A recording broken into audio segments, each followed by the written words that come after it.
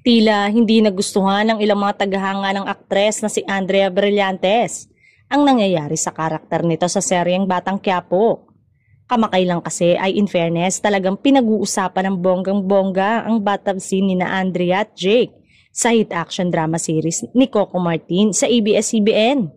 Maging si Andre ay hindi inakalang magagawa niya ang daring scene.